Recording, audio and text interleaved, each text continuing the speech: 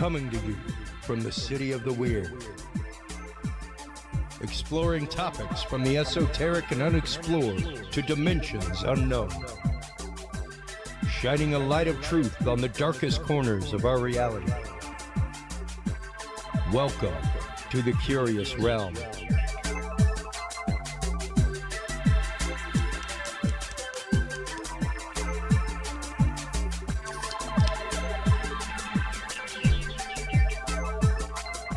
Oh, well, hello everybody.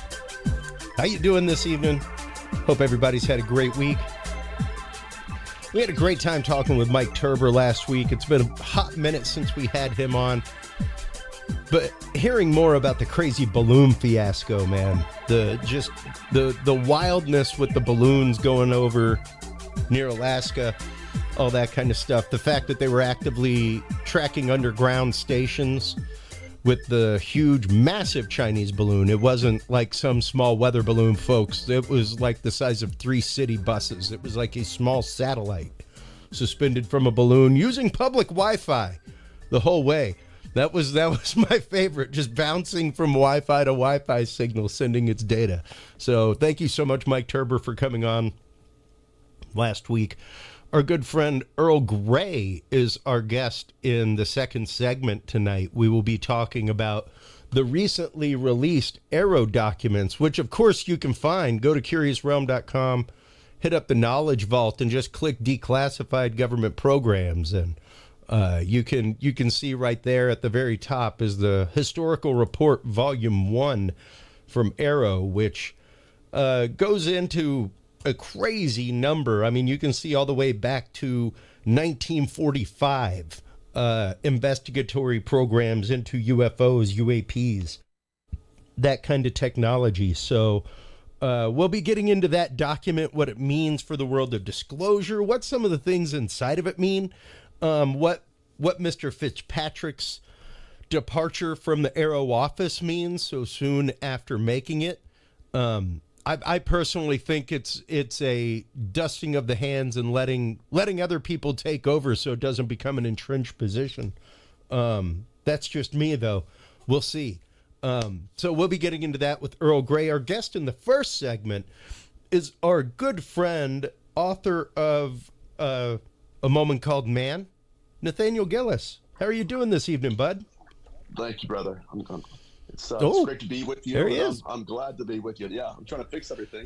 There we go. It looks different on like that, my feed and your feed. So I'm trying to make sure everything's good. But I'm glad to be back with you, my friend. It's always a pleasure.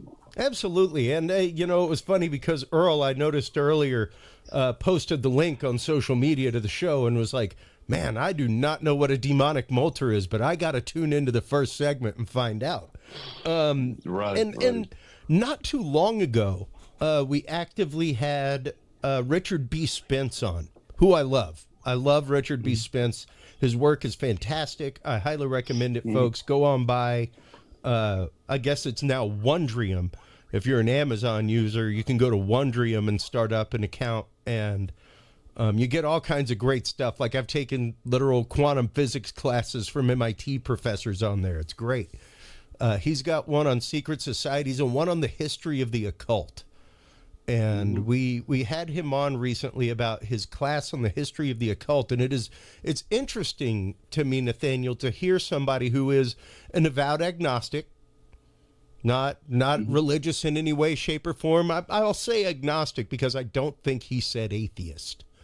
But definitely not like a church-going individual, not somebody who's like, oh, the Bible is the divinely inspired word of God.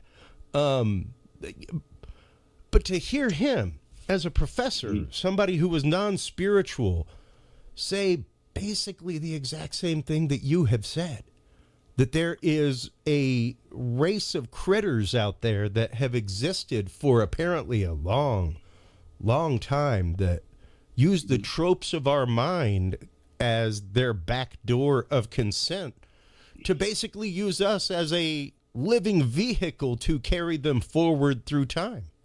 And to breed and everything else. So to hear him say that, to hear him be like, you know, it's like, I'm not religious, but it seems like this is the case. And it was like, wow. So I had to have you back on the show to talk about this, because it is one of my favorite topics. You know, I love the idea of, and of course the stories of Nephilim, things like that. And they have popped hugely into the paranormal subculture lately. But how did you first come into the world of demonology and demonological study, Nathaniel? Well, I encountered an entity in my youth that was malevolent in nature. It was profoundly deceptive.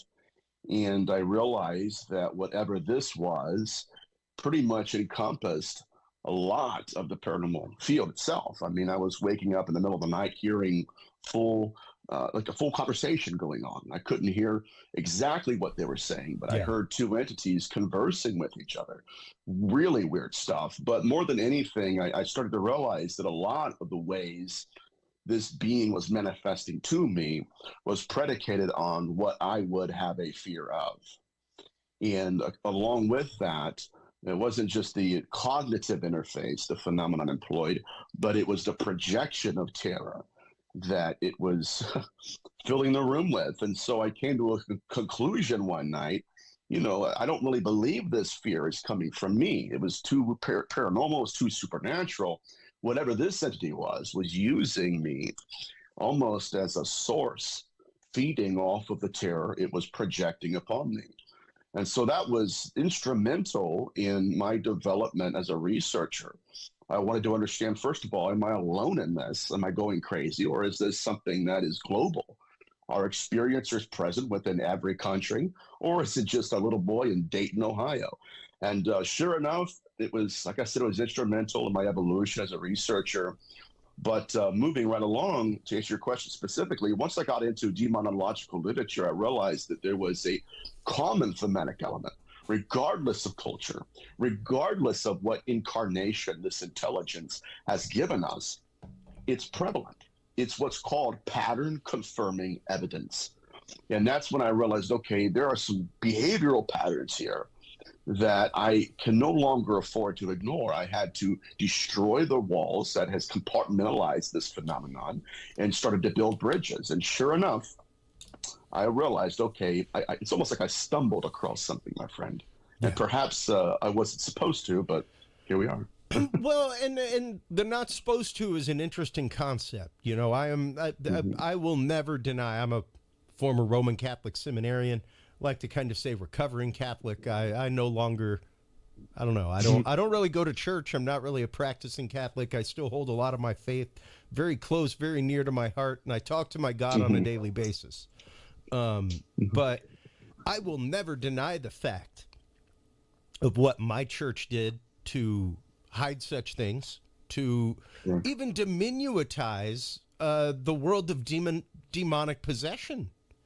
You know, there was a day and a time where, yes, everybody, there was an exorcist per diocese. Like, that existed at one point, especially long ago in old Vatican I days. And they are trying to get back to that, to the point that they actively reopened the College of Exorcism in Rome, all kinds of things. But yeah, for a long time, that was one of those things that was kind of softball pitched by the church, which I think is to the detriment of everybody. And I'm not one who is uber religious, so to speak, you know, but it's one of those that if you're out there and you are teaching a paradigm, you need to be teaching the full paradigm. I mean, even whenever I went to my spiritual director at one point with my experience of a shadow person grabbing me, and they're like, well, you know, we don't really have a teaching on anything like that. And I'm like, I'm pretty sure we have exorcism and all kinds of stuff. Like, we better have a teaching on that. What do you mean? Yeah, and literally my words were, you cannot ask me to accept faith on spectral evidence, and when provided evidence of the spectral, be like, you know, well, like I have. It's not just Catholicism, my friend. I experienced that in my church too. Well, and you know, let's kind of explore that for a minute, because once again, it is that idea. I'm not going to say that they're trying to hide it, that they are, I think that these things are, at least these religions that have softball pitched it and kind of put it to the background, I think that they've just kind of gone wayward. I'm not trying to say that they should be more hardcore, anything like that, but it's one of those like, man, you can't say that something is spiritually stalking you around every corner on one note and then be like, not going to touch you though. Yeah, no big deal. No big deal at all. Yeah. That's what I experienced too. And that's when, I mean, honestly, that's when I started to kind of go a different direction in my research, was going through, demonology according to Catholicism, demonology according to different monotheistic traditions. And I evolved into a position I'm holding now where I believe that we have misinterpreted what possession really is. We have literally framed it as some kind of religious experience when it appears to be the self-replication of a species that is self-replicating by virtue of the parasitic host hybrid relationship. And if we look at it through that lens, then it makes perfect sense as to why these beings, again, are implanting consciousness into women and their fetuses and harvesting both at the same time. What are we witnessing here? It is an evolution of an intelligence. And if we look at that, instead of saying, okay, that's an entirely different field, like I said, if we take that and place it within the context of the hybridization program, then we can take a step back and see the height, width, and dimension of this phenomenon itself, not just one aspect of it, but as an entire process of self-replication. Well, and it it's interesting because there are a lot of parallels, and many people, especially of hard right Christian thinking, very fundamentalist Christian thinking, many of them bring up the fact that UFOs, aliens, they're demonic entities. Things like that. And there are a lot of parallels between the abduction phenomenon, between the impregnation of people, between the disappearing of fetuses. Absolutely. That's irrefutable, my friend. Yeah. Right? That's irrefutable. And the problem with the field is this: we have ufologists who project a Catholic understanding of demonology upon the entire field of ufology. And if that model is incomplete in and of itself, then that means your assumption about both of them possibly being the same is incomplete too. And this is why I had to separate myself, because people are like, okay, why don't you just go to academia? Why don't you go to a school of theology, go to a Bible college and be taught? Because they're going to teach you one side. They're going to present it in such a way where, okay, this is what I want you to believe. And so I realized, okay, I want to be an independent researcher. I want to come to my own conclusions. I don't want to be limited by the dogmatism of one certain religious tradition. And because of that intellectual liberty, now I've situated myself in the field where it's like, okay, what is this really? Are these even horns and hooves? I'm collecting evidence now that is suggesting that's at least some of this phenomenon that is appearing as demonic is an intelligence that's masquerading as such. And sure, that's interesting. Horns and hooves. Okay, well, I saw a demon with horns. Where did that tradition originate? Right. It's fascinating. That was quite literally, and I've spoken with you about it. I've spoken about it on the show, but that is quite literally one of the first experience. I just did a session of NLP in the studio the other day, and one of the first things was, when we go back to the first time you remember feeling fear. And I went back to myself at 4 years old in Crosby, Texas, in the tiny little trailer that we lived in, looking at my neighbor's house across the backyard, past our old rusty swing set, and next to the swing set, seeing a shadowy figure with horns and a tail beckoning me to come out to him. I've got goosebumps right now thinking about it, Nathaniel. That is still to this day my whenever I feel fear, that's where I go, is that experience. And yes, it's interesting to me that even at 4 years old, how was it that I had the quintessential, like, devil on the side of the can of ham devil Correct. with horns and Correct. tails? How was it that that was preternaturally inside of me, or was it something that was projecting a preternatural image? You know, and Yeah. like you That's just a got done great question. presenting all of this stuff at a recent conference. Let's get into your presentation a little bit and some of the things that you got into over there at the Awakening Conference. I can't go into it all, but Sure. it appears we're dealing with a self-replication of species that will use what are called screen sequences or virtual reality scenarios to bypass our instinctual awarenesses. Something that will use a cognitive interface that is created out of archetypes we believe in or that we've heard about, authority figures, and then it will wear that mask in order to get us to a place of consent. And then at that point, and oftentimes, it removes the mask entirely. And then we realize, okay, that's not at all what has been occurring to me, number one, and that's not really what the entity looks like, number two. In the first times, I should say, the first case studies documented in history of that particular phenomenon is your incubi and succubi, bar none. Long before we had, entities abducting people, we had beings taking women and men on what are called demonic flights. Now, I'm not trying to define them as such. I'm just trying to give us the working vocabulary of these experiencers in the 14th, 15th, 16th, 17th centuries. In what was happening, it's fascinating.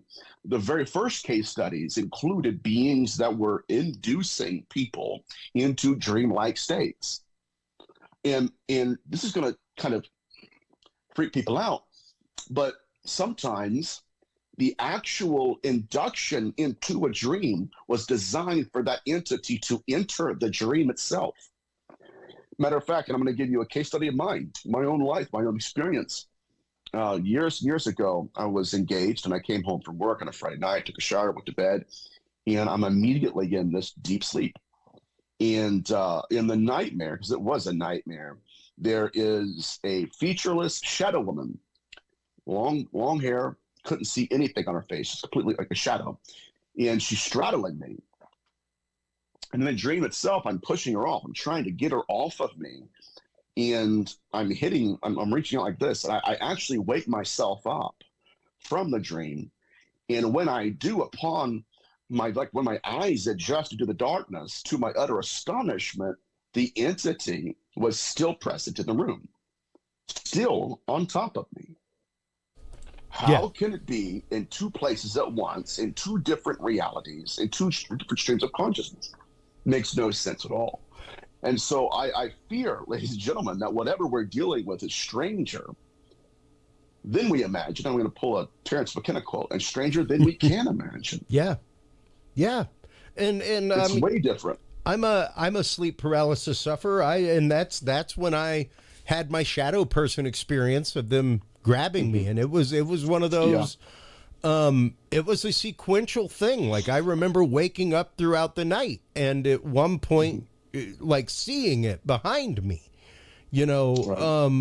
things like that. And yeah, how is it that it can exist in both dream and in reality? Absolutely. We don't have the vocabulary for that kind of intelligence, and I'll tell you what, going through these case studies, not just in antiquity, but which are literature and even in modernity, there's a relationship between the dimension they're pulling us into and the scarifications we're finding on experiencers. I mean, absolutely. Like in witcher literature and in incubi cases, where even some I've worked on myself in my career, where it appears to be a nightmare. And yet when the experiencer wakes up the next day, there are scarifications and bruisings that correlate directly with that encounter in the nightmare. And so the question is this intelligence manipulating consciousness or, influencing the soul itself? And then once it gets back into the body, then it manifests through the skin? There's evidence to suggest that. But again, that puts us into a category of non-alien or demon. It puts us into a category of intelligence that's wearing both of these cognitive interfaces, hoping that we'll never truly see beyond the veil. Yeah. But make no mistake, whatever we're dealing with, we've seen this in Ian Stevenson's work, we've seen this in incubi literature and out-of-body, experiences. That there is a relationship between what's happening to the soul and what's manifesting through the skin to the surface. And that is disturbing. Yes.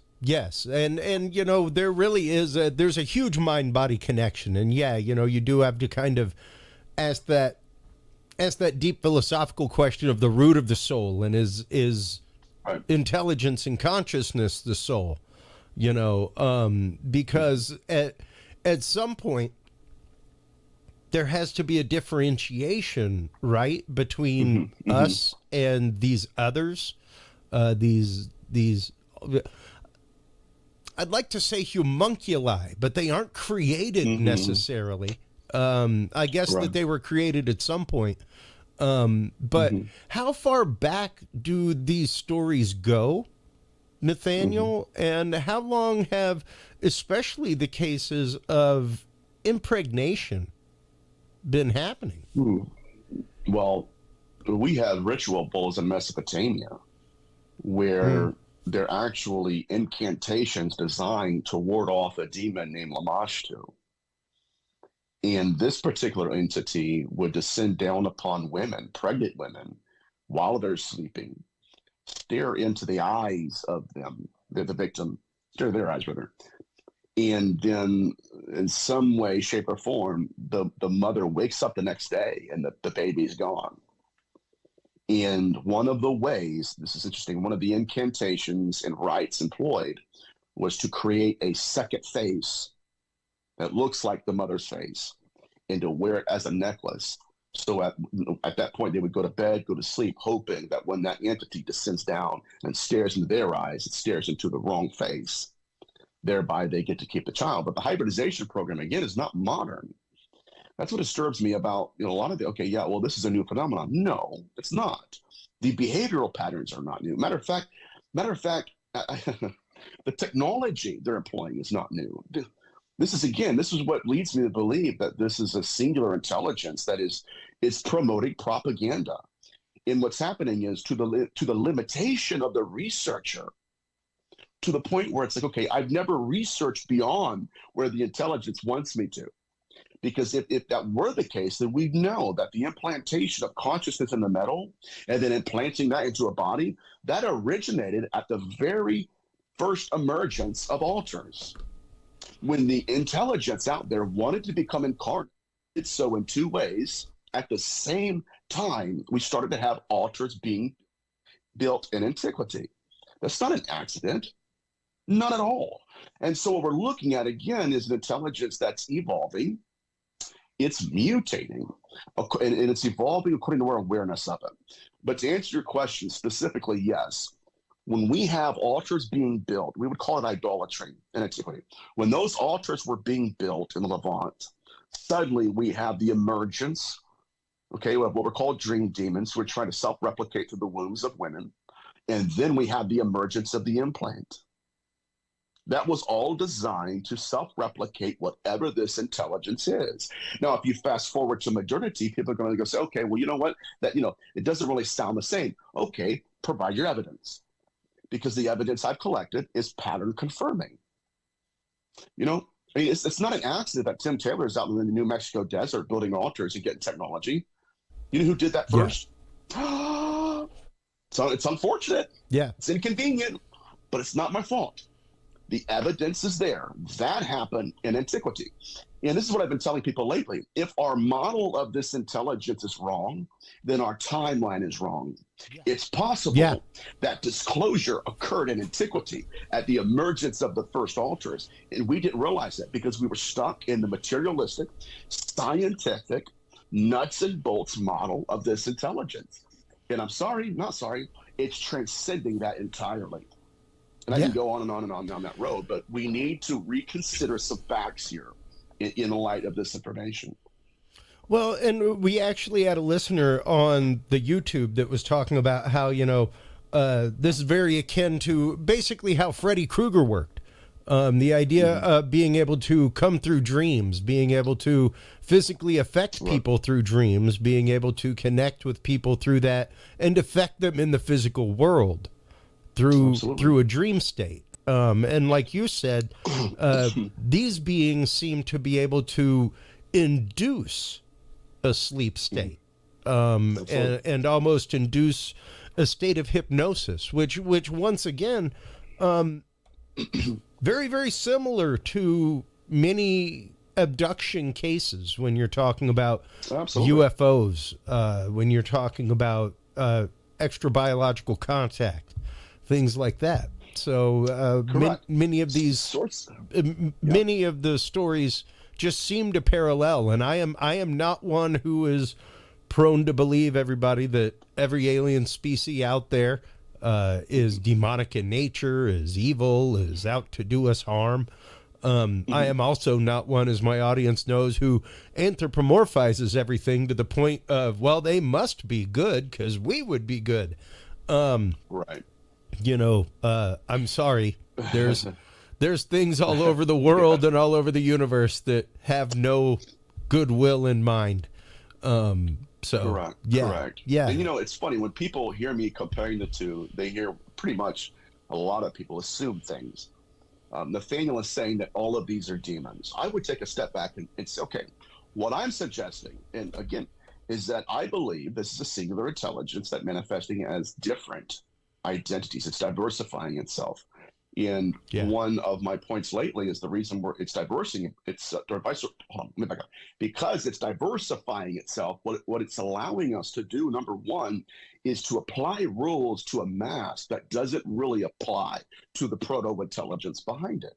And we've seen that in hauntology over and over again, where, okay, we'll go into a malevolent haunting to investigate, and we think, okay, yeah, it's just a poltergeist. And so we apply poltergeist rules to this intelligence. And next thing you know, out of nowhere, that intelligence makes eye contact. It mutates and evolves. And now you have something far more dangerous than you originally anticipated. And when we're looking at the cognitive interfaces employed by this phenomenon, it's exactly that. I mean, when you're looking at Ted Rice, and I'm going to be on his show here next month, I believe, Alien Talk. When you look at Ted Rice and the ways that these beings were trying to groom him into certain situations to believe one thing, meanwhile they were doing something completely different, that's not a one-off. That is not a one-off. That is far more prevalent in the field than people would like to think. And what we're realizing, at least me and my colleagues, okay, is this. When you're looking at incubi cases, it's the same phenomenon as when you're looking at, okay, abduction accounts, where when they can't really get you to cooperate. And so what they will do is they'll come out and they'll have somebody that looks like somebody you know, or looks like a former husband. This happened again to Ted Rice's grandmother. Wasn't cooperating. So, okay, yeah, it's her deceased husband emerges from the shadows. That is not an accident. Matter of fact, that is first described in the Apocrypha of John, when beings wanted to copulate with women, and so they took upon the appearances of their husbands. And so what I'm saying is the evidence to this point is so compelling that we can no longer ignore this.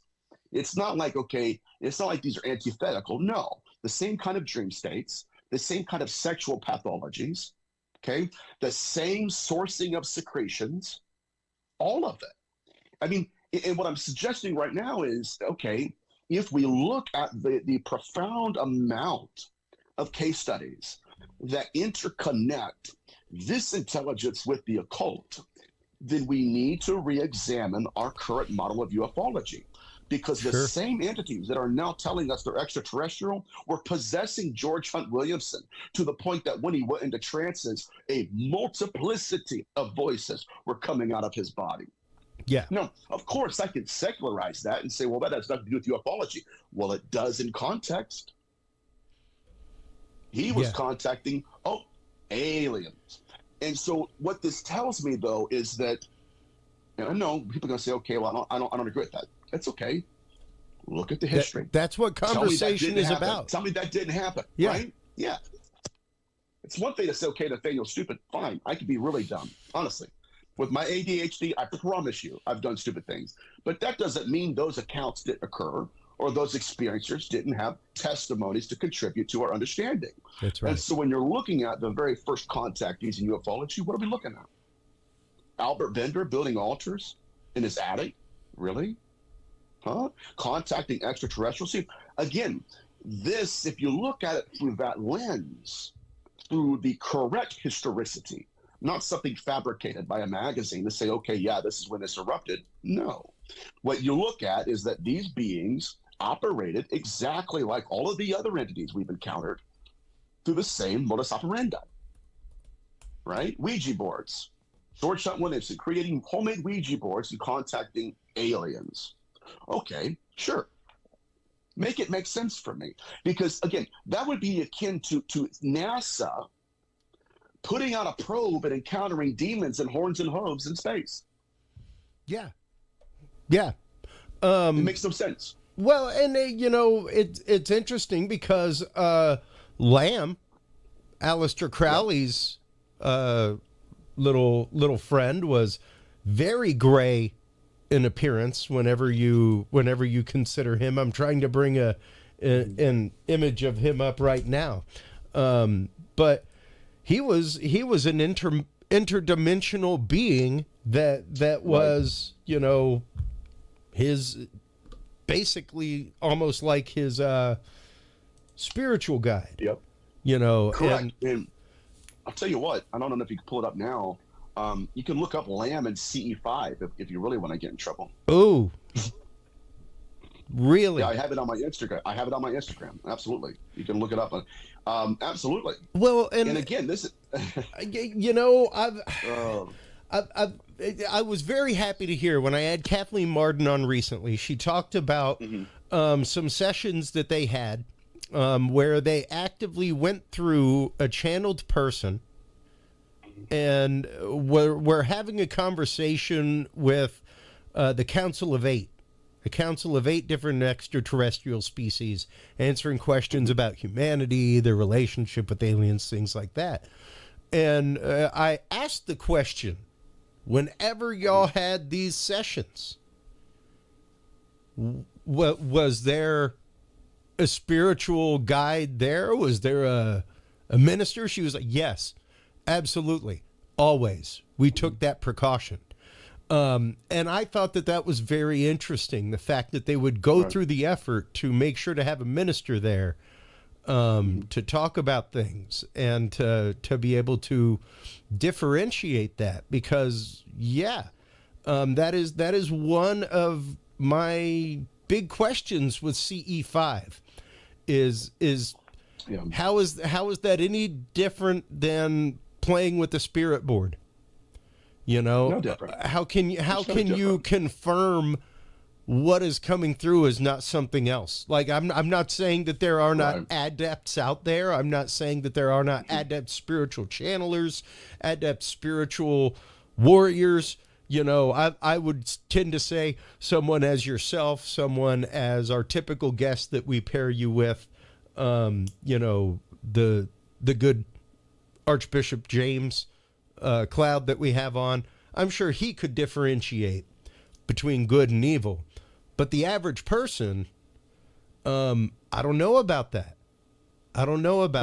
And to have groups of people focusing on bringing something forth from the other side, and to know that, like you said, Lamb has been found in CE5.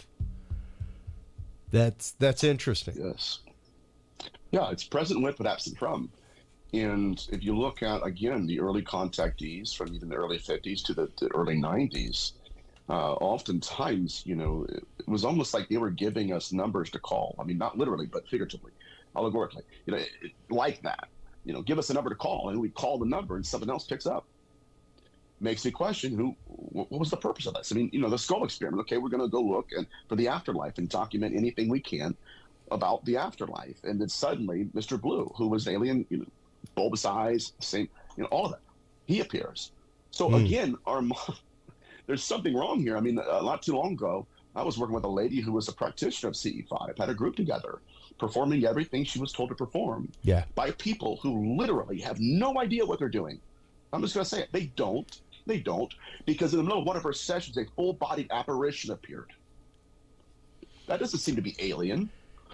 So whenever we're if it doing is, here, once again, if it is, oh, or man. if it is an interdimensional being, then it is once again using a trope that you would be familiar with in order to communicate Absolutely. with you.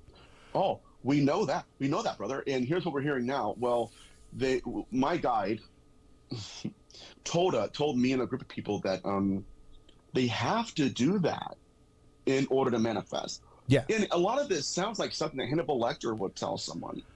Not just that, but I didn't really do what you think I did to you. You misinterpreted it. Yeah. I've heard that too. Total spiritual gaslighting. The gaslighting. evidence. Yeah. Absolutely. It's ridiculous. And that's what really gets on my nerves. Because it's like, okay, you're telling people that okay, number one, they had a hysterectomy because they manifested it. What? Dr. Carla Turner had a 10-year-old girl that these entities were trying to do things to, and they had to have an emergency hysterectomy. But and this is what angers me so much is because, okay, if they're negative to you, it's because you manifested it. But if they're positive, it's because they're positive. That's what they are. It's ludicrous. There's nothing positive about carving occult amulets, okay, underneath the skin to the surface. There's nothing positive about that, okay? There's nothing. And so what we're dealing with again is, and this is where I've been at lately, is okay, who's conjuring who here? Because these beings, again, when this phenomenon, okay, when it diversifies its identity, let's say, and I'm going to use a case study again, Ted Rice's grandfather appeared to him. Okay, that's my grandfather. So the phenomenon wants us to say, okay, because that's this person, I'm going to apply rules and behavioral patterns to that person based upon who they mean to me, right? Like, okay, if Dear Edna's a fan of the Buffalo Bills, she's not going to be a fan of the New York Giants. You know, again, I know that's a very simplified way of framing it, but what it wants us to do by manifesting as something it's not, it's allowing us to believe it follows certain rules. And what is happening over and over again is when we apply all of those rules to the mask itself, it's designed for that, so that when the proto-intelligence behind it transcends that mask, and that is what we're dealing with, we don't know what to do with that, my friend. Yeah. Right? Yeah. CE5, it's going to follow our rules. Mind you, they don't even follow their own.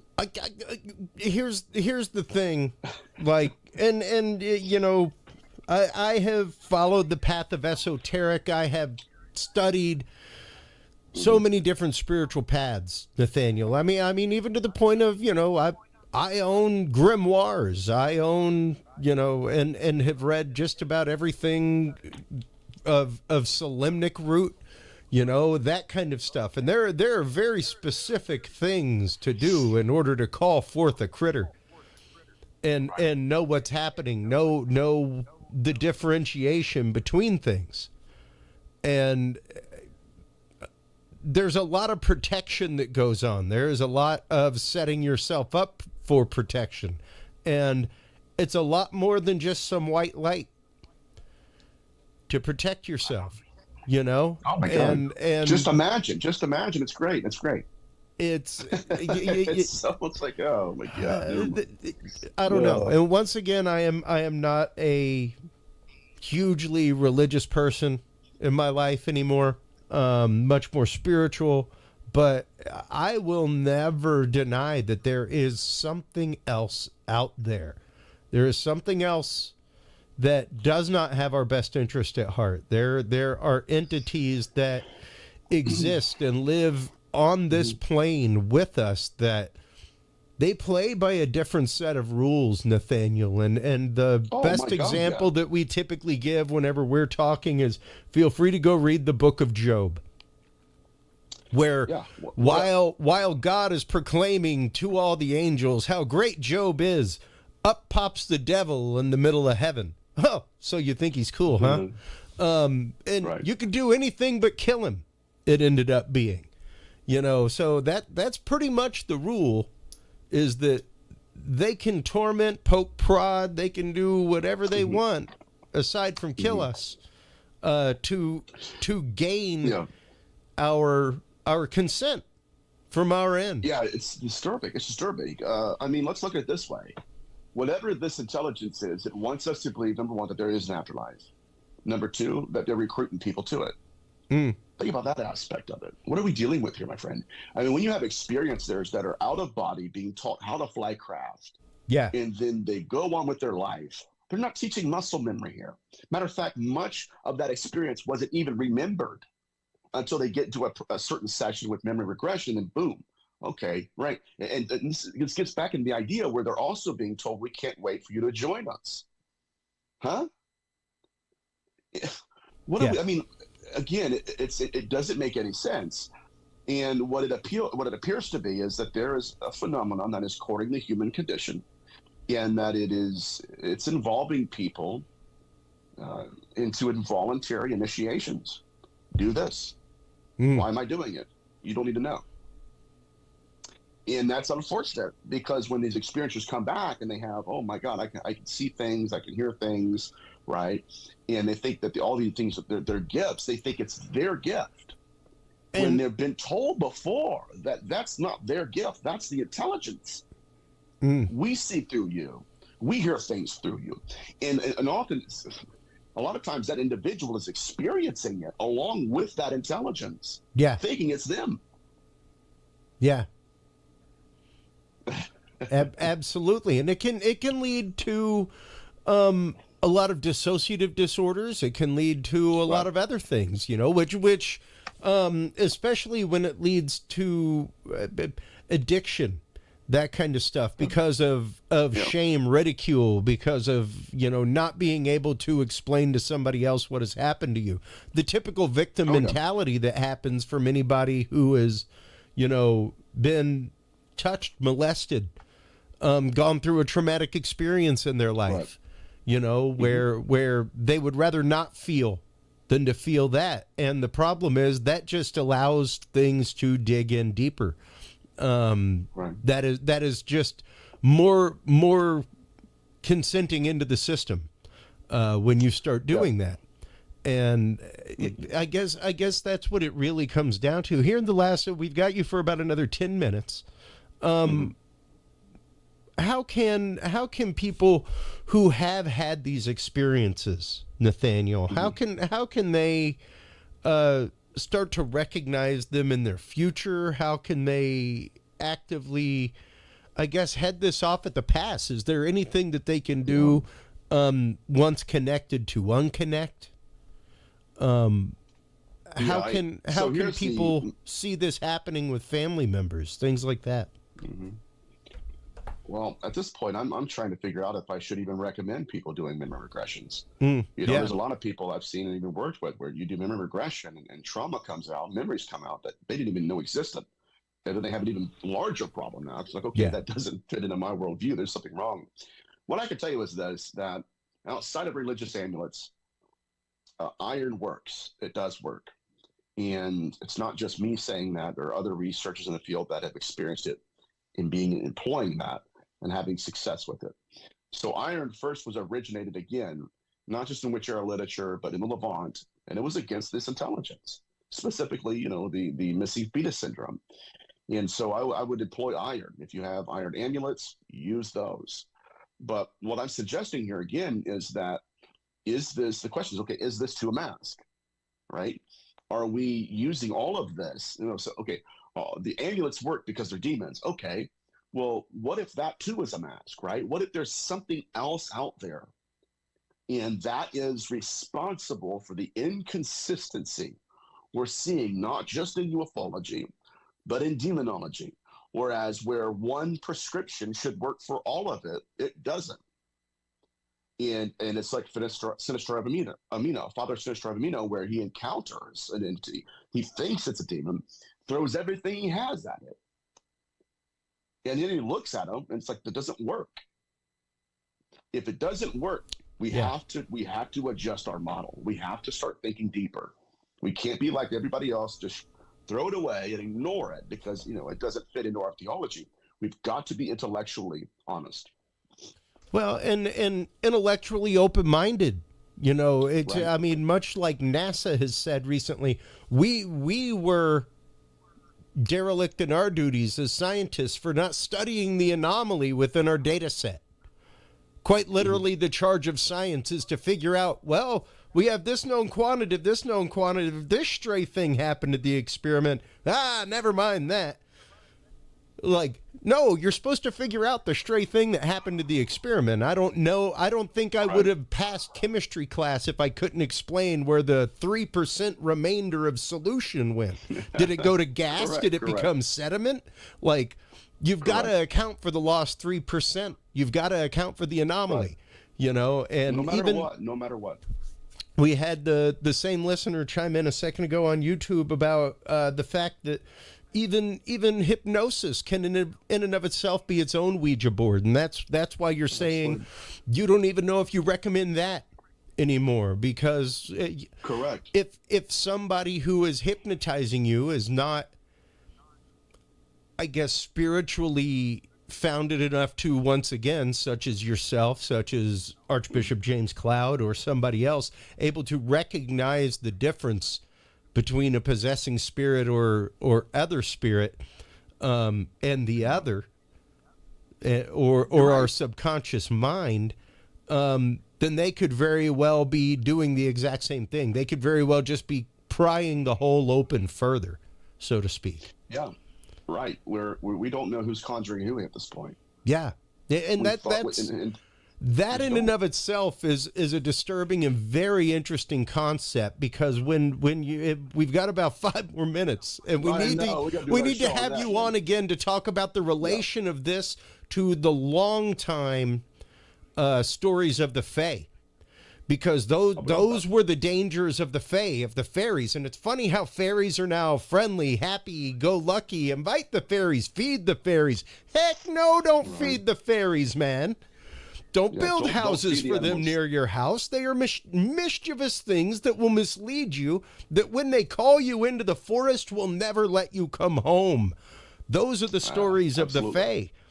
So, and that's the thing, is that they would, much like a siren, which was a type of Fae, call you in.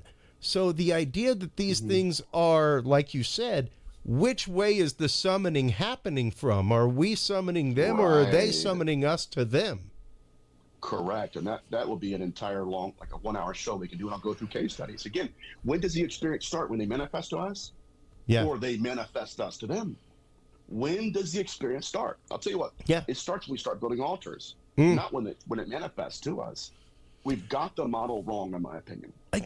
You know, it's interesting that you say it starts when you start building altars, because one of the things I have been mentioning in many paranormal groups recently and on many shows that I appear on is the idea that, are you, as a scientist, blank slating yourself as you prepare for an investigation? You should not be thinking about that property.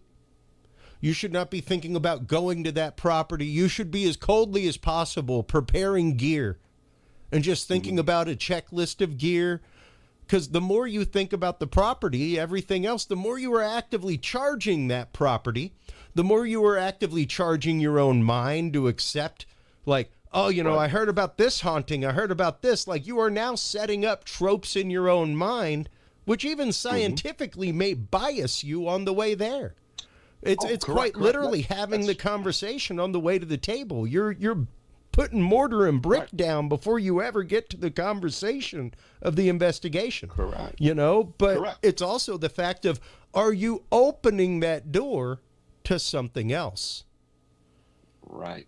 That's one thing that I've been trying to do lately, is not hold myself to one single understanding of this intelligence in terms of, okay, are they demons, or are they aliens, or what are they? Because I don't want to go into an investigation and the phenomenon do what it does best. Wear pieces of me as a cognitive interface, and there, of course, I'll agree with it. Why? Because that's what I think anyway. Yeah. And it's and that terrifies me. I'm like, I don't want to do that. So I'm kind of open myself up a bit. Well, and it's interesting that you keep referring to their technology, the technology of being able to short circuit us, the technology of being able to, as the same listener just said, summon us in order to summon them. You know, it's like they're quite literally. That's what I've been teaching. Yeah, it's no different than a programmer that put a backdoor into his program to be able to always have access in the software. It's the illusion of control, my friend. The illusion of control. This is what the Collins elite realized, is that in their research, they realized, oh my God. Yeah, the phenomenon will allow us to believe we're in control. Yeah. And this is the framework that Nick Redfern quoted. It's funny. They allowed us to assume we have control. That's right. And then once we got into the depth of the darkness, suddenly there's a proto-intelligence there. Here you go. Yeah. Here you go. And now you're in the presence of something you cannot quantify. Yeah. You cannot define. In all of the rules you thought it followed, in all the rules you followed to get to it, doesn't matter. This in of itself is more alien than alien. Yeah. We got to do another show, man. Absolutely. Well, yeah, and I was going to say it is unfortunately time for us to wrap this part of the conversation. But let everybody know where they can go to follow you. Let everybody know where they can go to keep up with everything that is Nathaniel Gillis, because you are trying to get out to more conferences. You are trying to get out to more shows, things like that, to be able to spread the word of this. It is, I think, a phenomenal realm of study. And something that we need to pay more attention to, because, like I said, even the good Professor Emeritus was like, "There's something else there, Chris." There's something else there. So, and I'm going to pull up my show schedule if I can find it. I'm booked out. Pretty much the month. So my next show is, what's the date today, brother? 20, what is it, the 10th? 12th. All right. Tomorrow, I'm with Truth and Shadows. Ooh. And then, the April 1st, I'm at Through the Glass Darkly, and I'm booked out till the 12th of April. Awesome. And I like that. That's great. That's great. Out there spreading the word, out there spreading the knowledge, and getting this out to more people. I always love our conversations on air and off air. Let's get you on again soon to talk about that idea of maybe we can get you on with Nikki Folsom. That would be a cool double shot, because she does a lot of work into the Fae and the concept of the Fae. And that, once again, that's another one that people have just forgotten. People have just forgotten what the actual history is. So you take care of yourself, my friend. I'll be sharing links, all that kind of good stuff.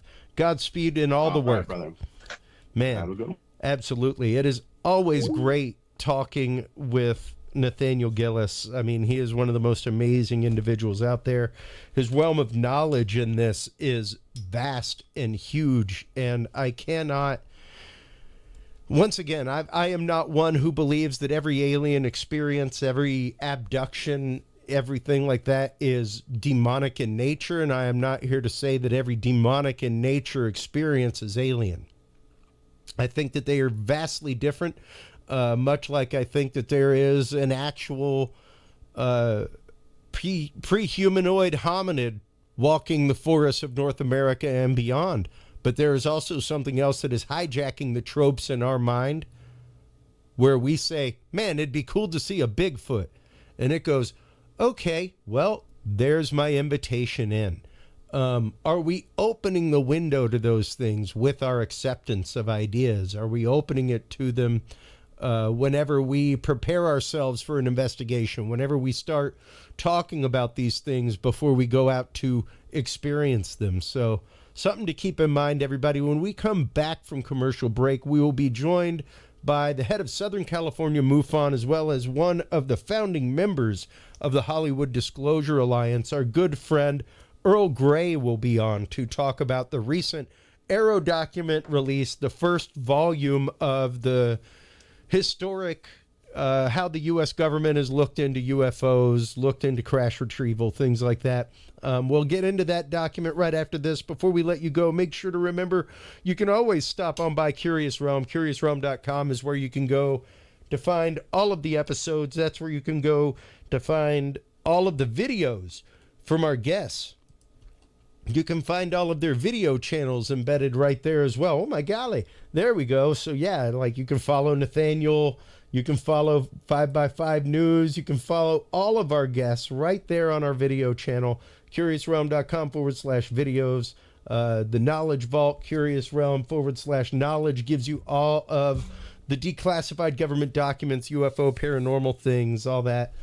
Make sure to like, follow, subscribe, share. When we come back from this commercial break, everybody, we will be talking with Earl Grey about the recent AARO release right after this.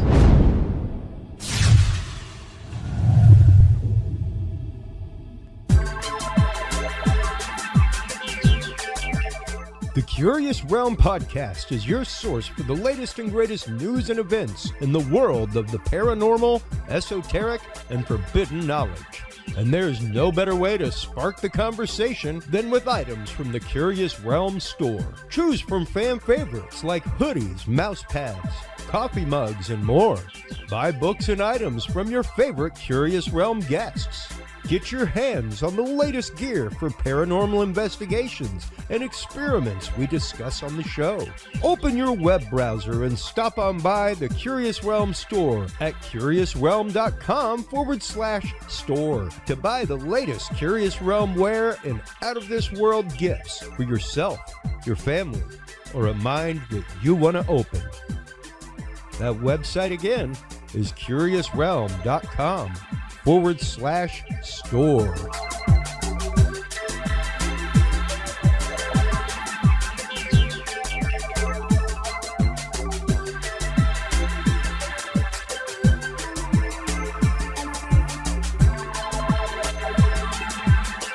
Well, hello, everybody, and thank you so much for hanging out through that short commercial break. Thank you so much to all of our sponsors, especially True Hemp Science.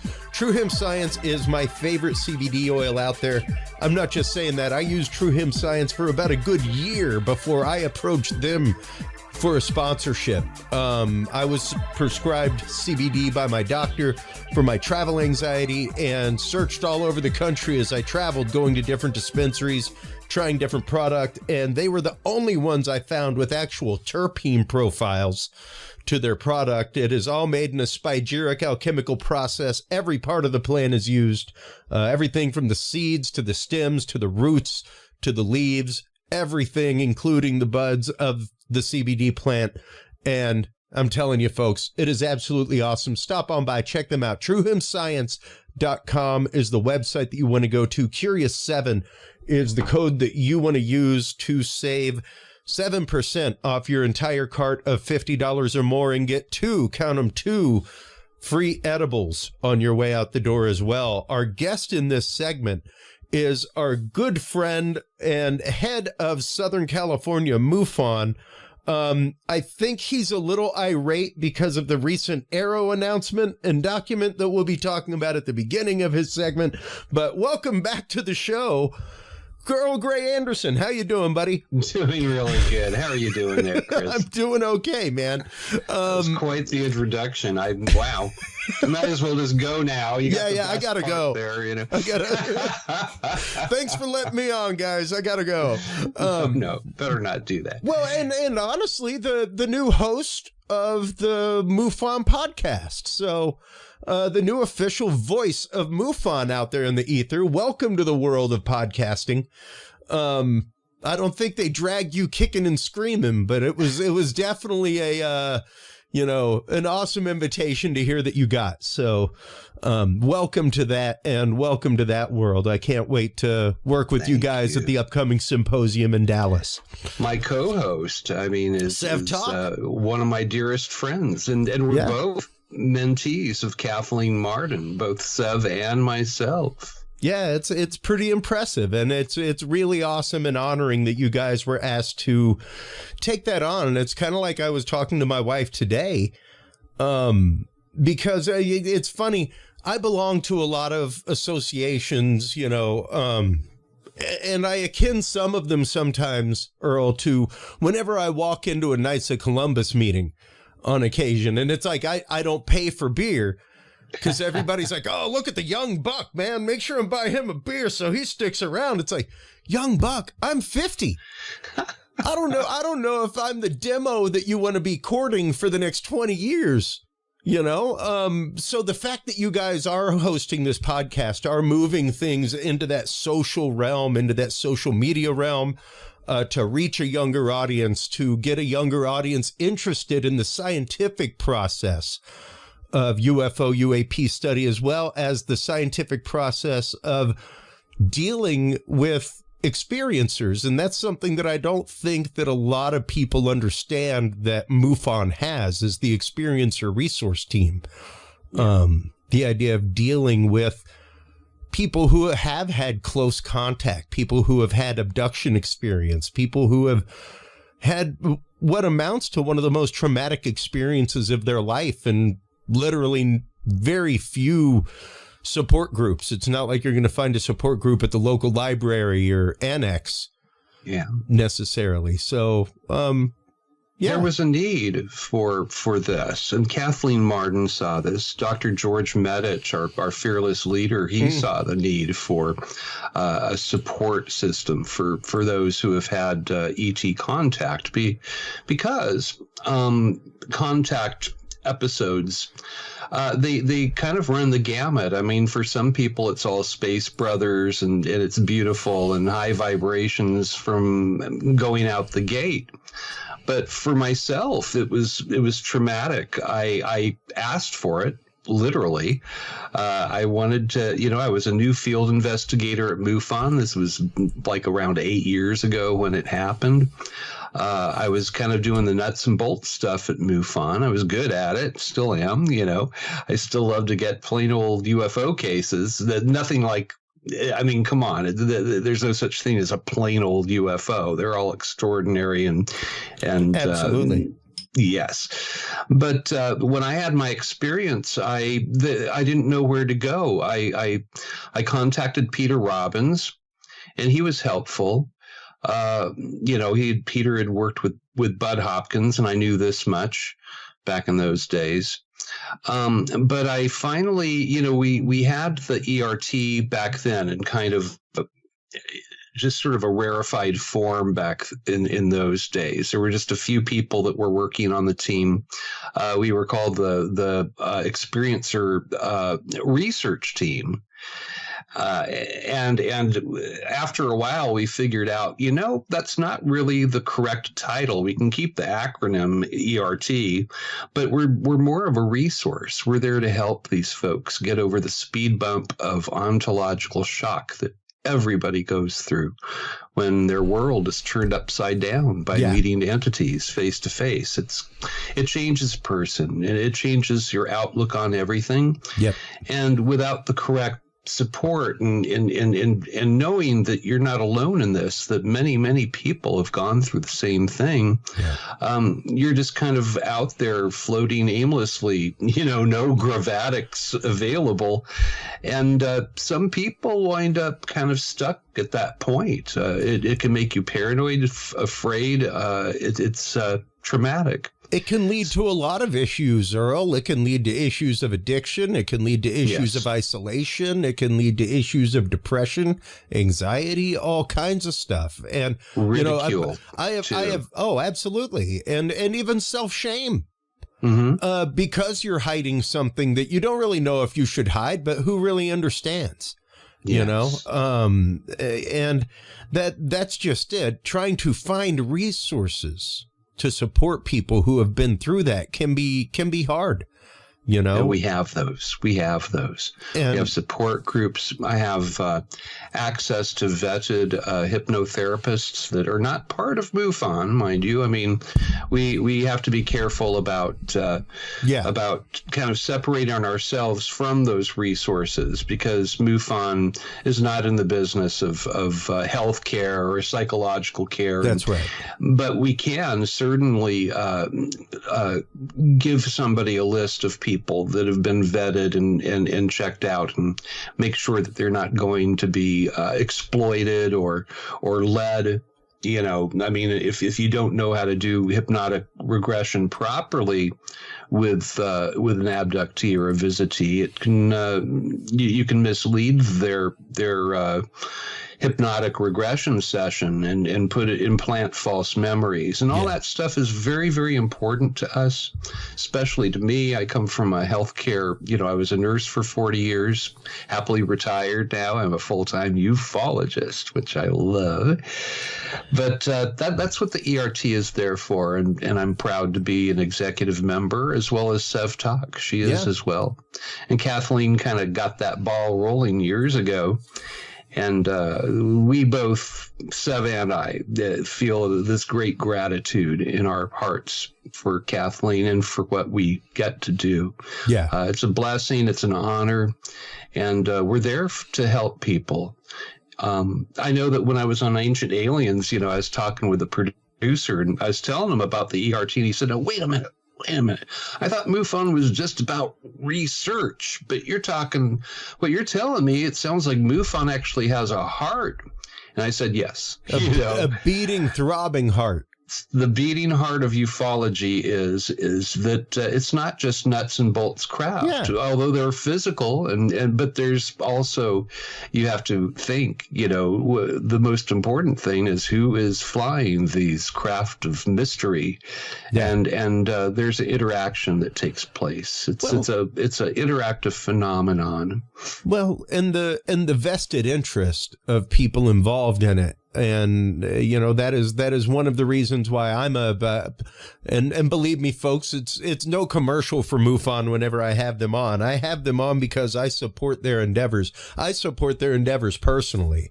I'm a lifetime member of MUFON. I'm looking into taking the field investigator training so that I can contribute to my local area in such a way, because I think I have a different analytical way of looking at things, and being able to, and a certain realm of knowledge about, especially astronomy, things like that, that I do in my backyard regularly, regular nighttime observations, that kind of stuff. So, but it's the fact for me that they're one of the only organizations out there that you will find that,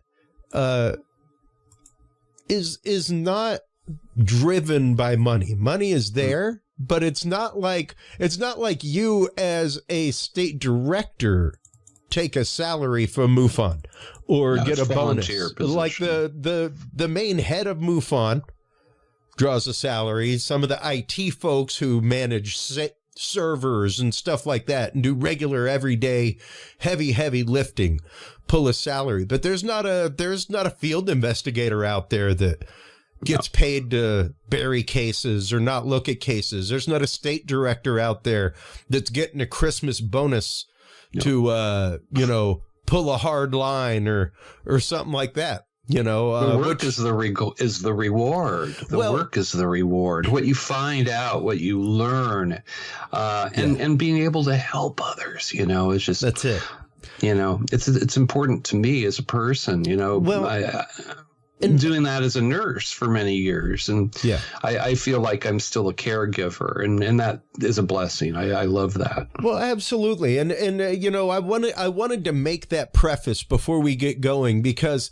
Of course, MUFON was a large contributor to the first panels, the first round of questions that happened, which all led to the founding of AARO, and the fact of an all-domain anomaly reconnaissance office, or research office.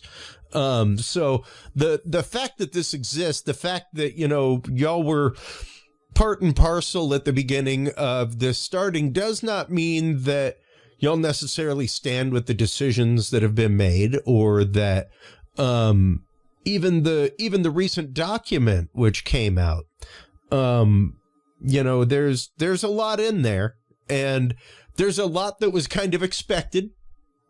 I have said and held on this show for a long time that big D disclosure, anything like that, is going to have to happen through a legal hammer means. Nobody's gonna have their arm twisted enough, I don't think, to pull out a piece of wreckage and Houdini, I think it's been offered. Houdini a tablecloth off. I'm sure that people want it to. I know people want it to happen. I want it to happen. I'd love nothing more than for them to like, okay, everybody, here we go. Bring out a Queen Mary, like from the back of a hotel, you know, from catering, and like, well, here's the tube with the body in it, you know, bubbles going and everything. Like, that would be awesome. But it's not in anybody's vested financial interest. You aren't going to get Congress to unplug any more money faucets by doing that, by continuing, like you were saying earlier, that doctrine of fear. Yeah. You know, and that doctrine of there's something in our skies and we need superiority. That's how you untie purse strings. How did you feel after you had read the AARO document that just came out?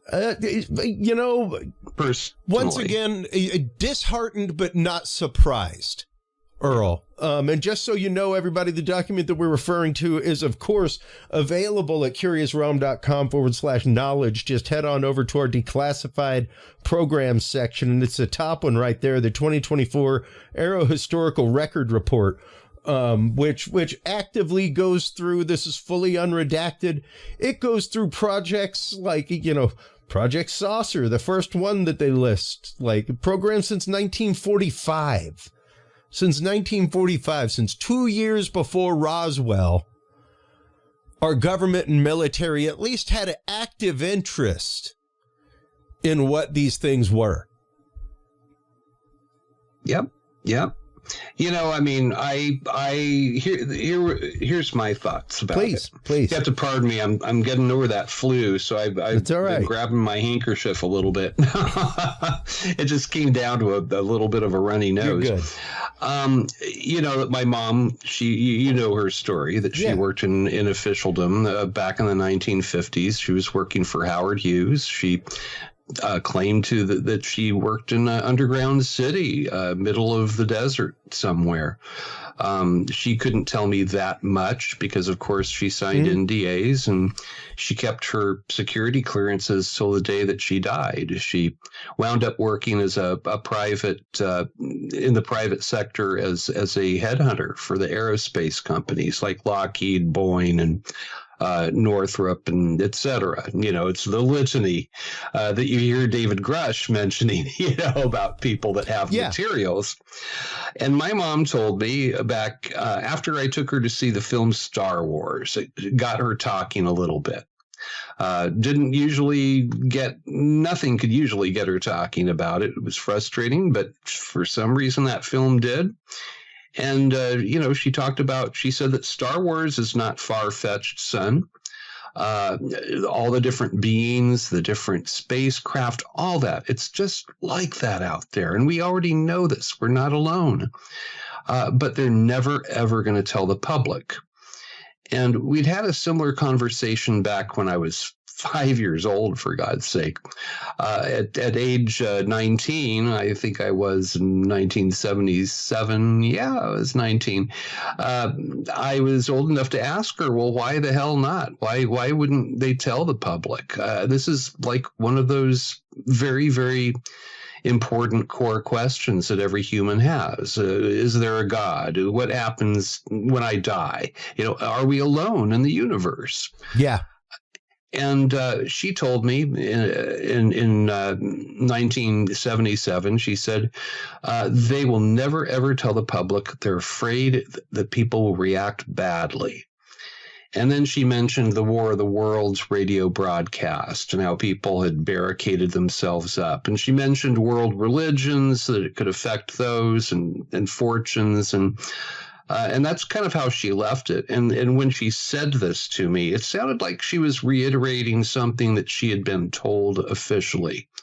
And now I've heard the same spiel from quite a few people that are, you know, in aerospace and in positions of authority out there. They're still using that same kind of meme of we're afraid of how the public will react. We're afraid that, you know, it'll disrupt the, you know, fortunes and the balance of things. And so I don't quite believe that. I think that we are probably absolutely more ready for this information than we ever have been. That's my feeling. But anyway, I didn't really expect them to bring this out like total disclosure. Just because my mom pretty much she was so emphatic when she told me this. My feeling was, well, maybe something's changed since 1977, but apparently not. I think that the toothpaste was out of the tube, and now they're doing their very best trying to get that back in the tube. Yeah. Good luck. It's a mess, no matter how you look at it. I wouldn't want to be one of those guys. Yeah, and I was highlighting a little bit of the document talking about, the program Kona Blue, which supposedly existed, and, they go into some detail about some programs that have been talked about in communities for a long time.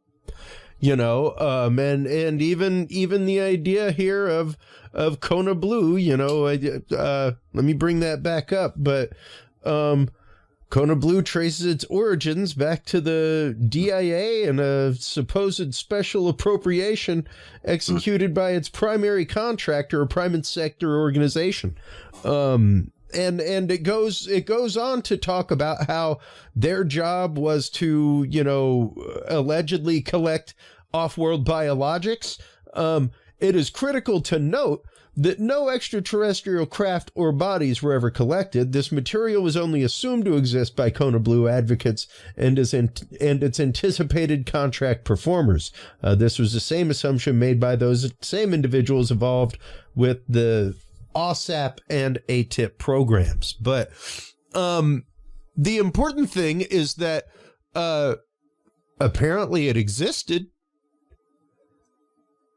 So somebody at least got far enough to be like, well, we should really have a branch that like collects this stuff and gets ready to collect.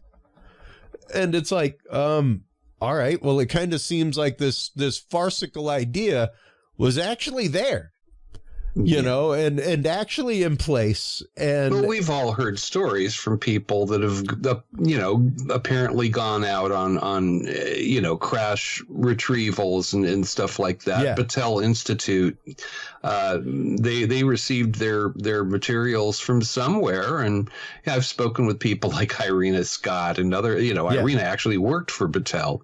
And that was the buzz way, way back then, that they had crash materials that supposedly came from the Roswell incident. I mean, when I read the AARO report, I wasn't surprised, but I thought that it was disingenuous. It was disappointing.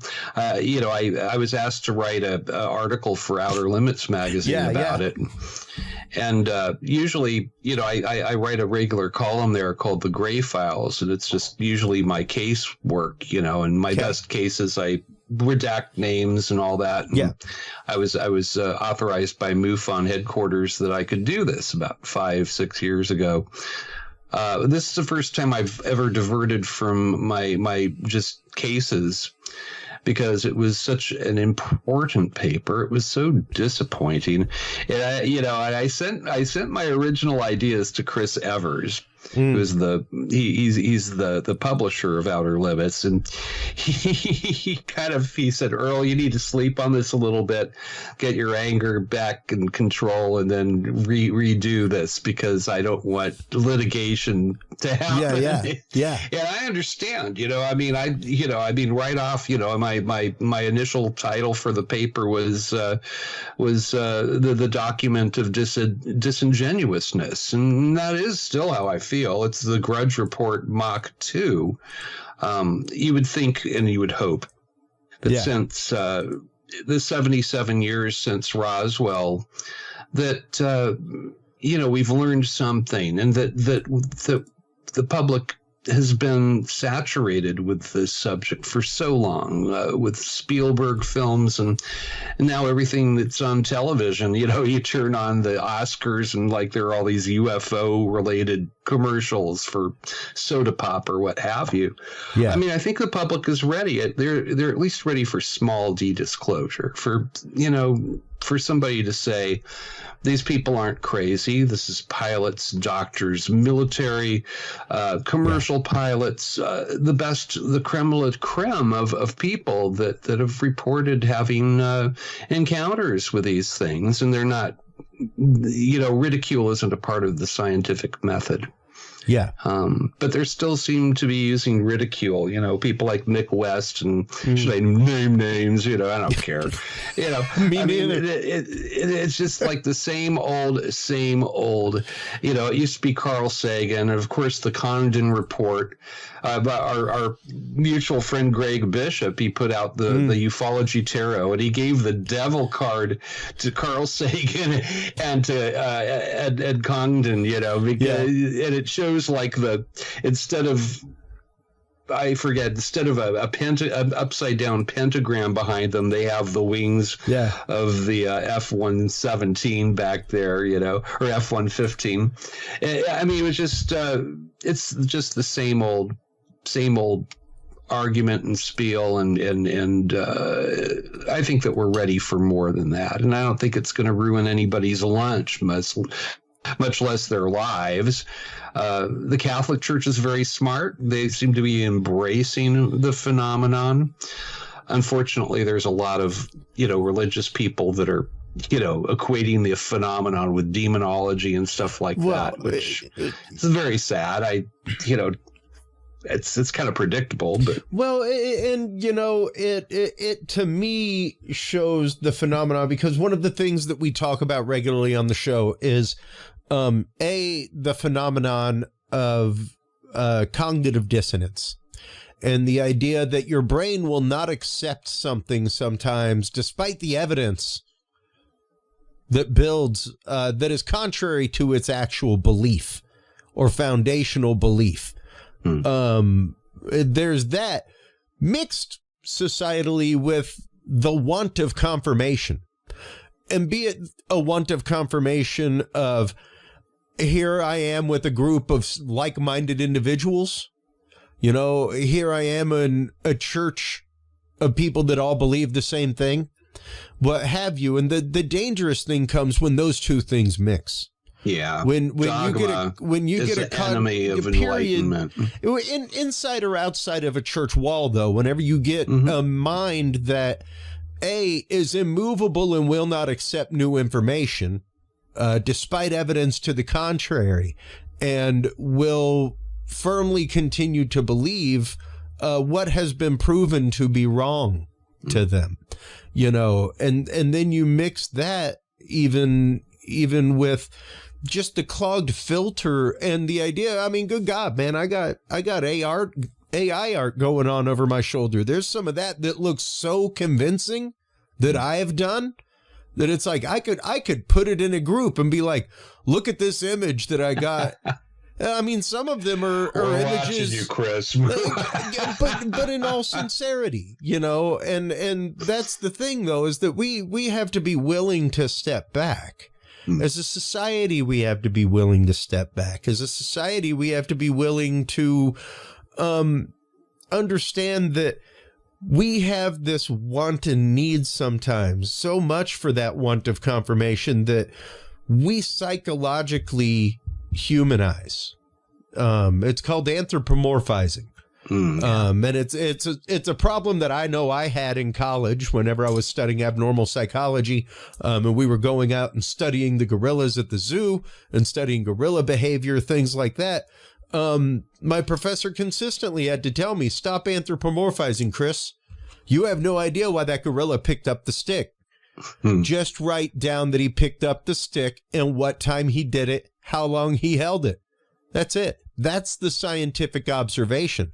To take it anywhere beyond that is hearsay and conjecture, and maybe your opinion, but it's not science. Right. You've anthropomorphized. And we tend to do that with aliens. We tend to think that, something that travels that far and can do that, like that if we got that way as a society, that we would be all loving and understanding and, not have a need for want or money or treasure or personal belongings or ego. I choose to ascribe a little bit more to the realistic Stephen Hawking point of view, where, maybe as we shoot something to Europa, we shouldn't leave instructions. how to get here. Yeah, I get that. Maybe stop leaving direct everything, maps. Right? Maybe, because that's anthropomorphizing. You are assuming the fact that whatever finds that has your best interest at heart. Or the worst interest. That's the other thing. I mean, we look at aliens as a threat because we're a threat. Well, right? I mean, we look at what we've done to, the Aboriginals in Australia, to the tribes in the Mesoamericas, Amazon.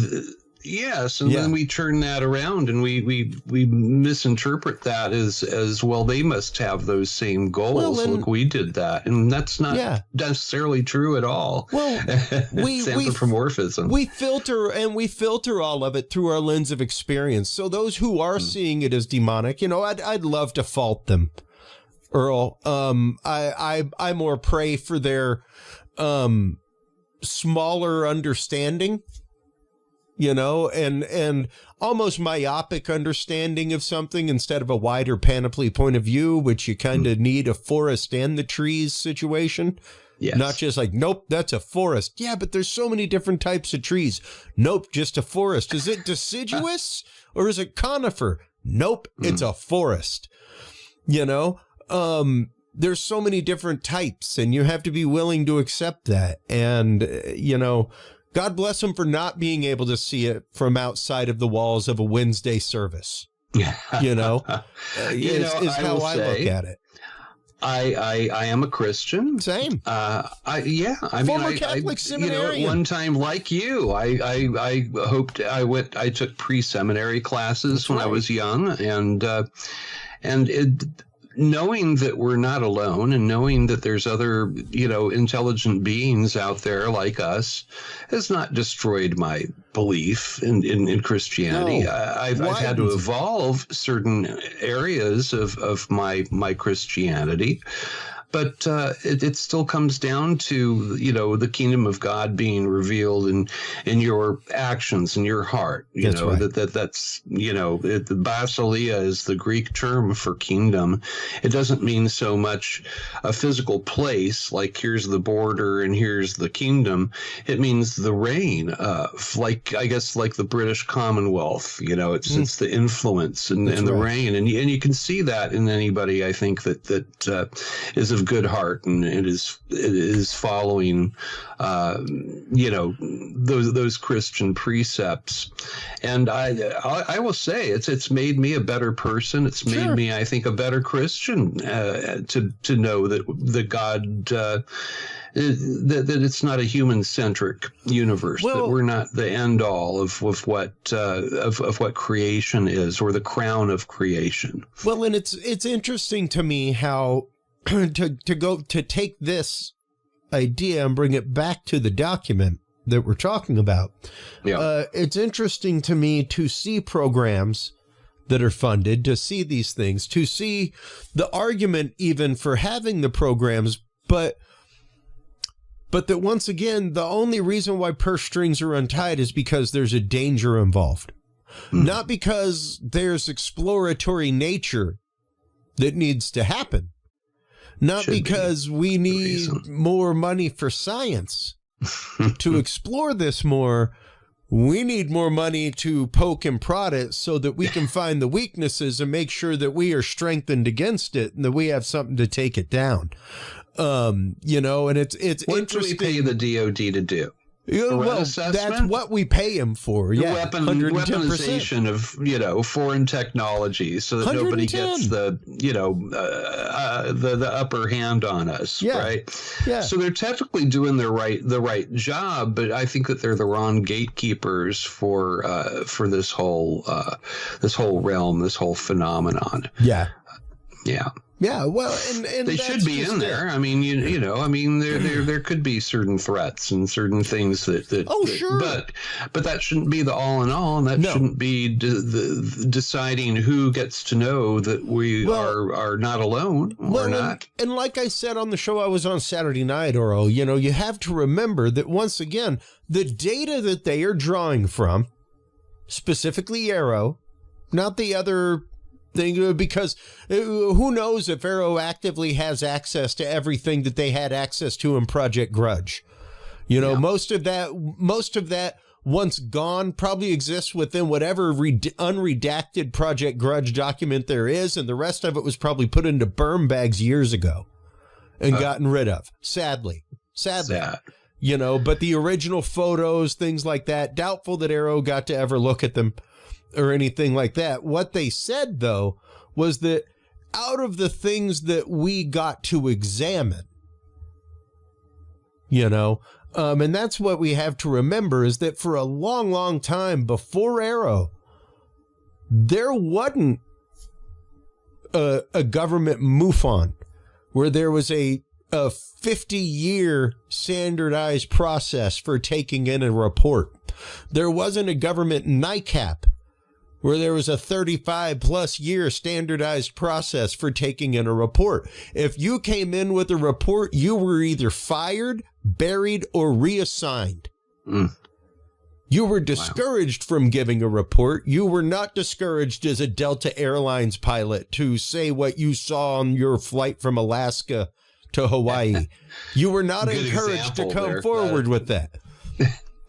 You know, it's not something that was common. So the fact that they are having to go through, data from you guys, new data, the fact that there is now finally a system that people are like, thumb and a half up, accepted to go and go do it.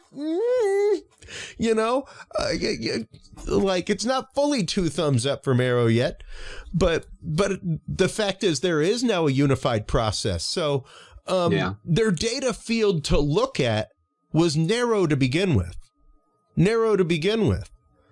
And I can firmly understand why they would say what they would say with what they were given and with what they had to look at, you know, because even anything relating to Malmstrom and the shutdown or anything like that, they're going to bring that up. Far long gone.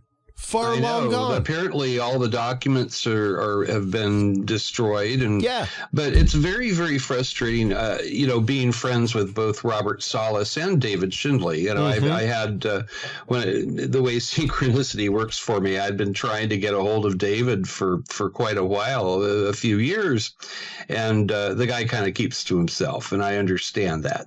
Me too. Very highly venerated, the commander of the Minot Air Force Base.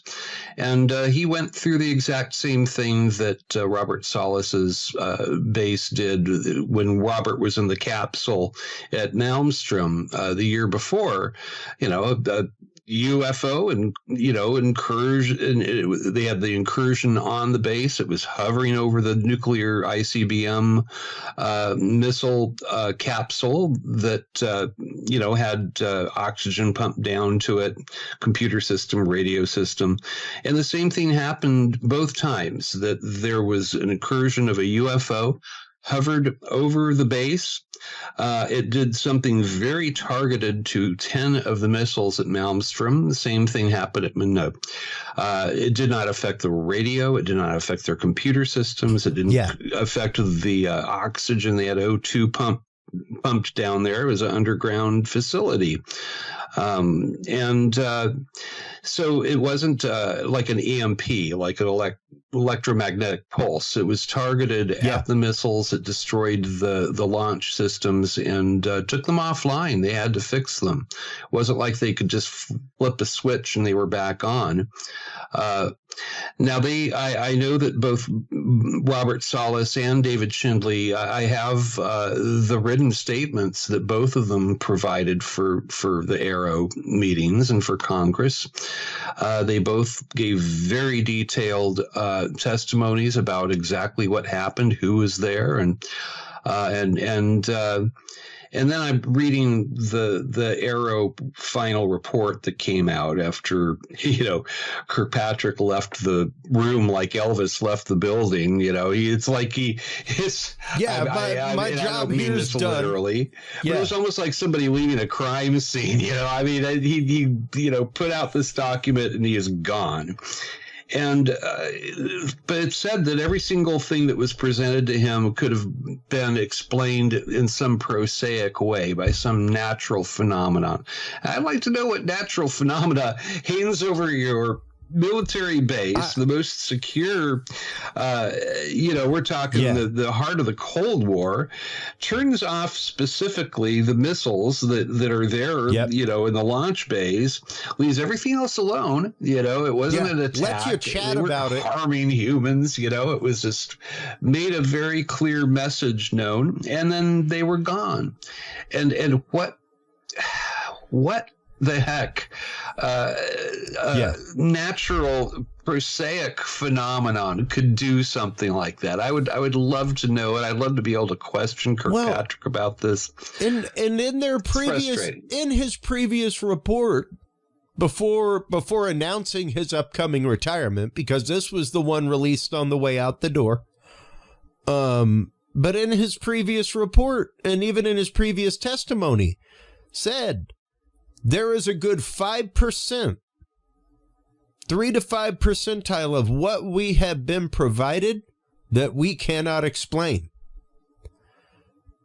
It is not our technology. It is not known technology of our enemy or adversaries. But that's not what the public is seeing. The public is seeing nothing to see here, folks. Move along. That's These what guys they're are being all crazy told. Or making stuff up or misidentifying stuff. Well, and that's just it. Is the 3 to 5% anomaly. I've said it numerous times. I firmly believe most of what people are seeing or witnessing are probably some sort of test craft. Something like that, something man-made, what have you, that is hush-hush technology. I mean, we have numerous bases here in Texas that test stuff like that, but there is a good technology originally come from. There is a good cadre. Well, whether or not it was reverse engineered, who knows?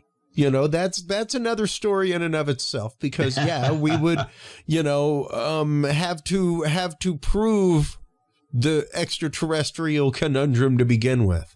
And I think once we are at least able to prove either that or, figuring out 1% of the 5% anomaly, and proving that, Earl, will get us worlds closer.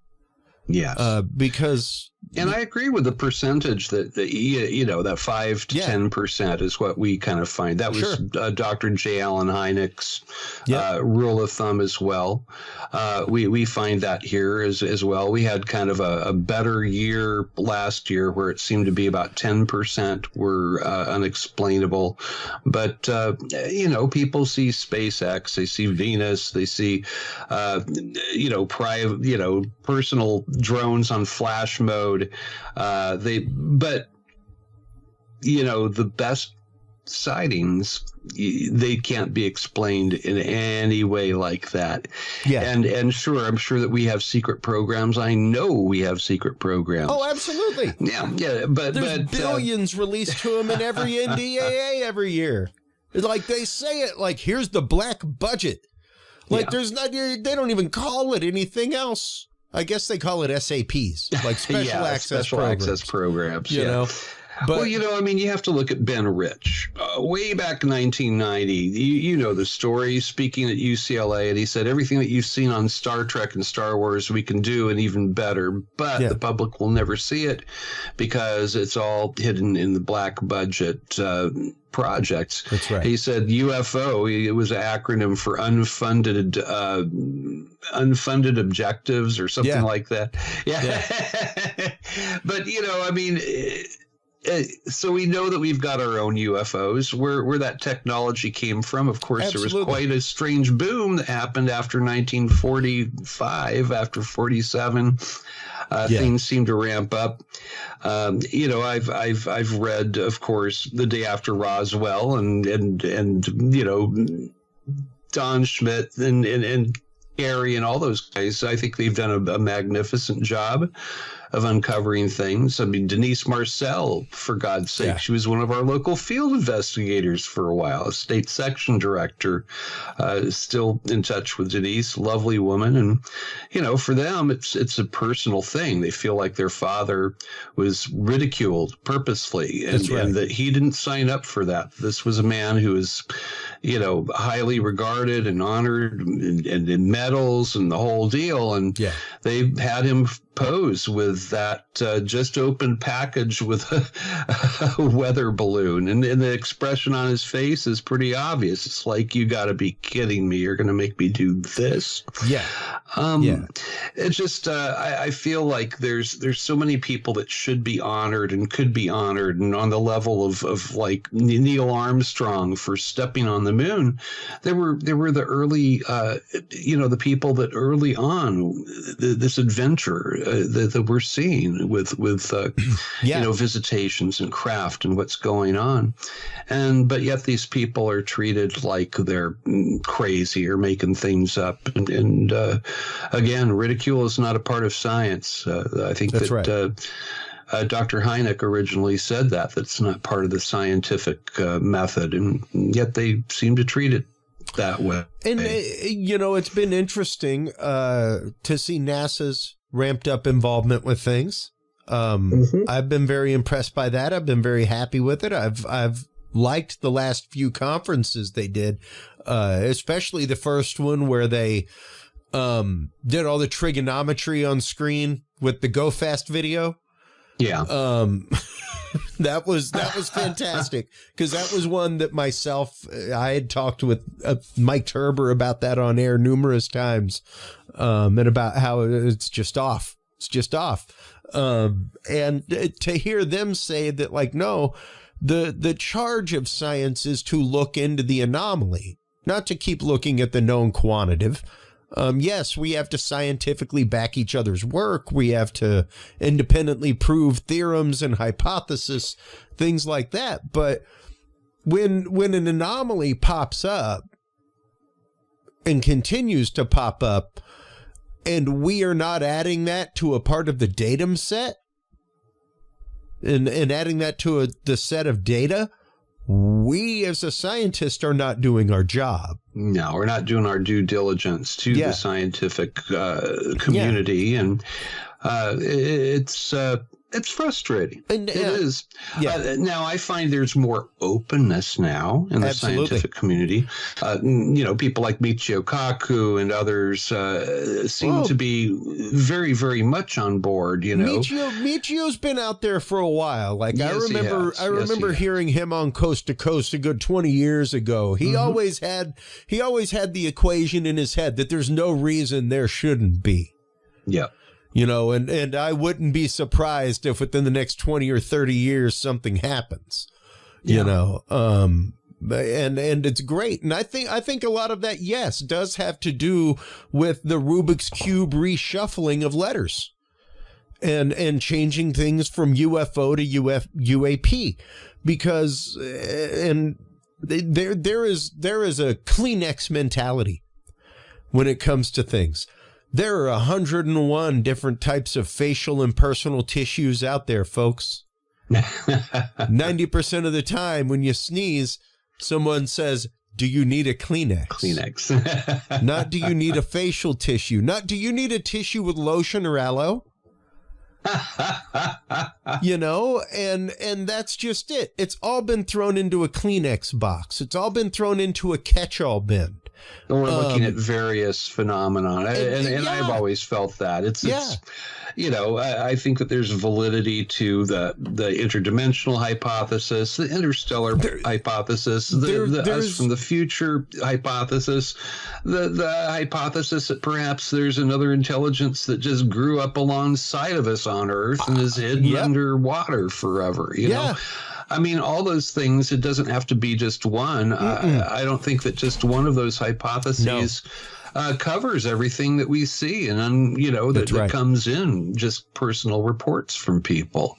Yeah. But unfortunately, it gets lumped into the UFO, and I love the UFO. Same. My friend Greg Bishop, he said that he says that every once in a while. He says, Earl, you love the UFO, like and he's right. The idea of it, the whole idea, everything around it. I do love that. I don't understand it. I'm not going to tell you where it's coming from and tell you this is definitive. Yeah.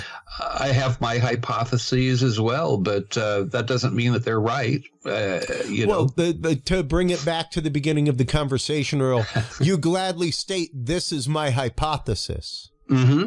This is what I think. Not this is what this is. What? Yeah. That would be a lie. Because that's not even the job of science. Science can't even say what is. Mm-mm. Like, the prime example is what we reference probably at least once a show. The fact that we are, by all ninth grade science, 90% empty space. So let your noodle keep cooking on that one, folks. The fact that, like, you are only 10% solid. The rest of you is totally empty space. So how is your brain existent? How is it like that means that your atoms physically have to be not only conscious, but consciously cooperating to create a consciousness. Like, love it. That'll bake your noodle all day. But that's actual science. That's the science. stuff that makes me dance. That's the stuff that makes me joyful. It's how strange the universe is. That's science. It is a curious realm. It is. It is. Yes, and, it is. And that science is proven over and over again. Even the idea of quantum entanglement, winning the Nobel Prize. Distance. It quite literally sets forth the proof for so many things. Like the one psychical science or psychical research out there that is scientifically proven in lab over and over again is remote viewing. Yeah. Oh, yeah. Like statistically proven, shown. And good old Ingo Swann. You want to know how it happens? Quantum entanglement. The fact that we actually connected. Here? Yeah, it's wild. It's interesting. So, man, it's always great talking with you, Earl. We have about 8-9 minutes left here in the show, wrapping things up with this document, with the latest announcement, because this is volume 1. This is volume 1. That's my favorite part. Just so you know, folks, there's apparently more of this this riveting 63-page read. 63 pages. I know people's like senior theses that were longer than that. And had a longer table of contents than what this thing does. Yeah.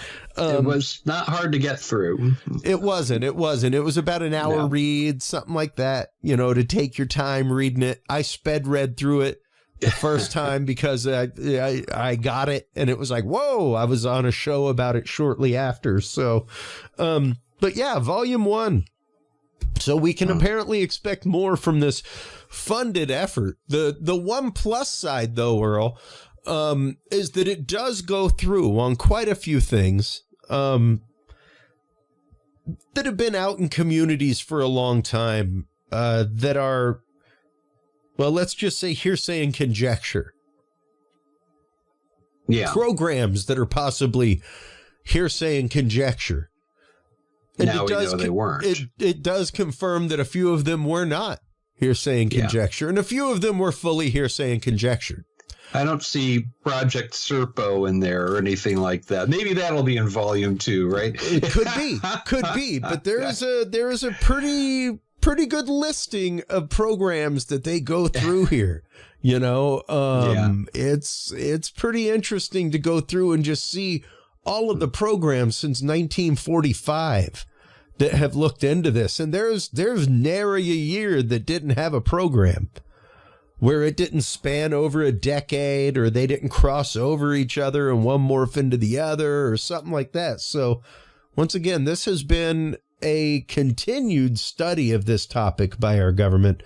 It's not something that, once again, that they are questioning the existence of. Yes. And that's good. I mean, Yeah. at least they're being honest about that. Yeah. And they haven't shut AARO down. Yeah.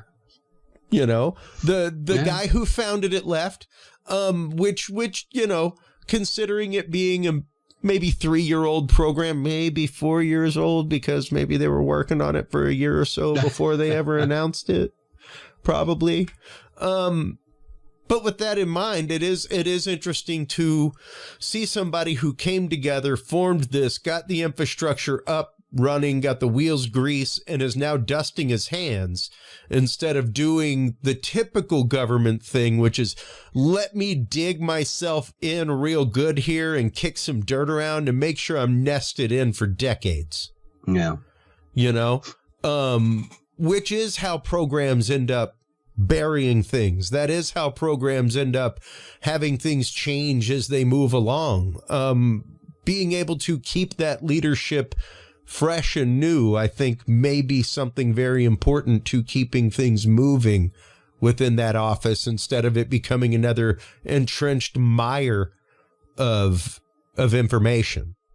I guess we'll see. Yeah. You know, I'm a hopeful guy, though. One of my dear friends, Stephen Bassett. Yeah. You know, he's very, very. I mean, the man is. I bet like, he is up in arms right now. Yes, he was very angry. He was angrier than I was. But, you know, somehow or another, Steve always is able to put a good face on stuff. That's it. And he has a brave face he puts on. That's it. And he expects more than just what we just recently received. And Yeah. and I love Steve, and I love the way that he thinks. Danny Sheehan, who's one of his colleagues, I couldn't have more respect for anybody than for him. And you know, with the work that he's done, even, you know, researching the JFK incident and things like that. Yep. You know, the Iran-Contra thing was his. So we've got good people working on it. We've got good people poking at this and trying to get this out. And I belong to the Hollywood Disclosure Alliance. This man reads my mind, folks. I swear, Chris and I separated at birth, I think, because I was just going to mention this group. And if you go to our website, you can see what we're trying to do. It's a .org. We are it's official that you can donate now. We are a awesome official 501c3. Yes, exactly. And there's some very impressive people that are involved in this group. We're trying to get more accurate information out to Hollywood because everything seems to be, you know, alien, paradigm driven, invasion and this and that. And that's not what we are finding in ufology. There's no invasions going on. There's no, you know, aliens busting out of people's chest cavities. It's very different than, you know, the fear-based stuff that Hollywood, you know, makes their, I mean, it brings in money because people like to be spooked. Yeah. But we need more accurate descriptions of ETs and contact and the way that this is what the reality is. Well, and we need the main thing, Earl, is helping younger generations understand with an open mind what to do. Yes. You know, movies like Arrival. We're sure there's a little bit of fear and trepidation involved in there, but the idea of, wait a minute, how do we communicate with them? Yeah. You know, brilliant film. Yeah. And MUFON was invited to the premiere. Absolutely. I had the pleasure of going to the red carpet event for that film. And that's just it, though, representing the other side of things, because even the news has lost that. You no longer get the Edward R. Murrow true charge of what the news is supposed to be, which is here's side A, here's side B, here's the data set, everybody. Now make up your own mind. You know, that's what's missing out there. So drastically. When movies are what's moving culture, when movies are what kids quote for their entire life, when movies are what, like, oh my God, man, this is just like that movie I saw when I was a kid. Oh, geez. Like, yeah. Well, now you've got Little Gord over there, if you are giving them a fear-based paradigm, yeah. Little Gord. Yeah. Oh, I got Little Gray. Gort meet Gray. Hey. Gray meet Gort. Telepathic communication going on there. And, but even then, movies, I mean, Steven Spielberg's Close Encounters, and of course, The Day the Earth Stood Still, which I think was one of the finest films ever released on this subject. And very true, I think, in all of its aspects. Well, and we need more like that. Well, that's just it. More that push the envelope of the communication aspect, the idea of reaching out beyond our fears, because that's what we need even in our society, man. We have gotten to a point where people are so afraid of a conversation that they literally don't have Thanksgiving with family members anymore, Jack.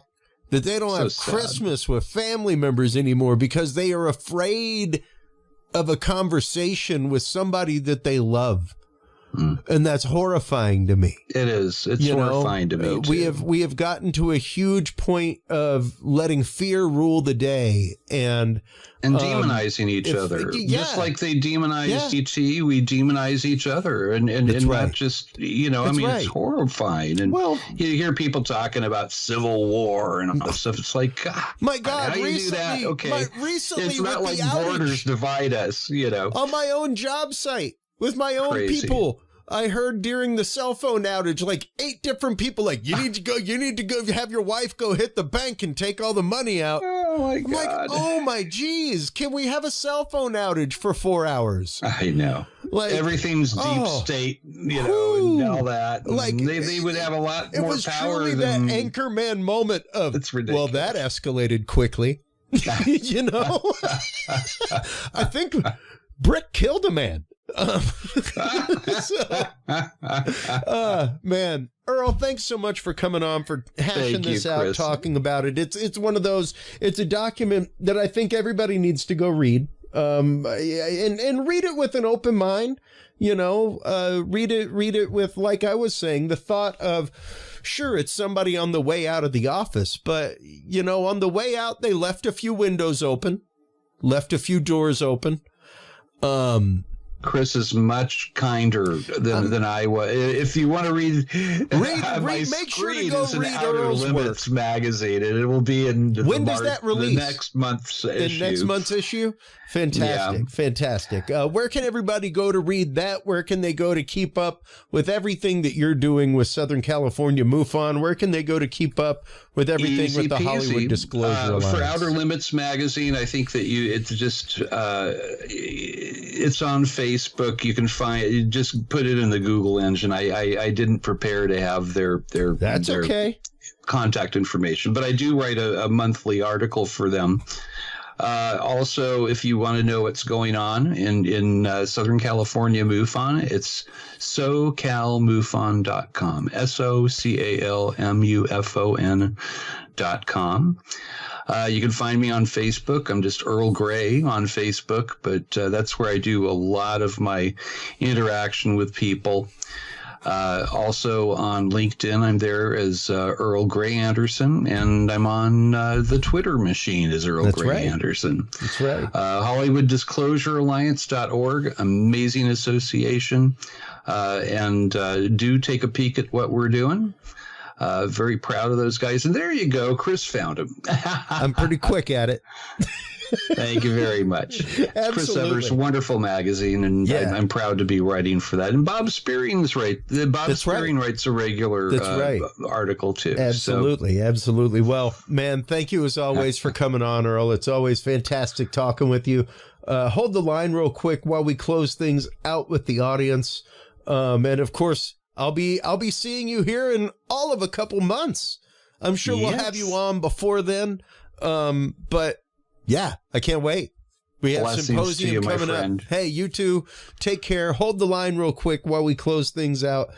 while you're online checking out all of the amazing work of Earl Grey Anderson, Southern California MUFON, as well as MUFON and the Hollywood Disclosure Alliance, make sure to stop on by Curious Realm. CuriousRealm.com is where you can go to like, follow, subscribe. It's where you can find all the episodes.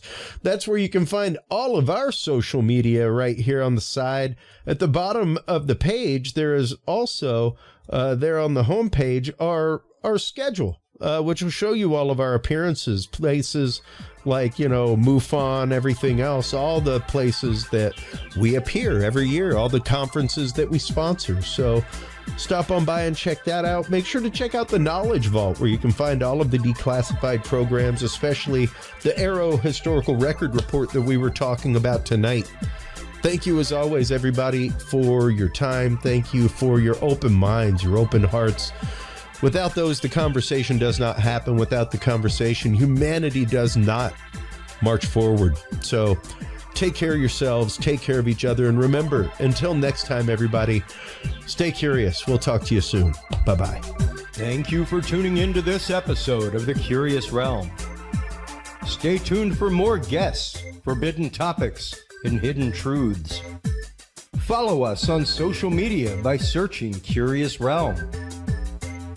To download the official Curious Realm app and view the Knowledge Vault, or become a sponsor of Curious Realm, visit our website at curiousrealm.com. Curious Realm is available on your favorite podcast and video services, as well as KPNL Radio, APR TV, and the Curious Realm app for Roku devices. Curious Realm is a proud member of the Ground Zero Media and Aftermath Media family of podcasts. For more great shows and members-only content, visit groundzeromedia.org and aftermathmedia.com today. Thanks for listening. Stay curious, and remember, the other side is always watching.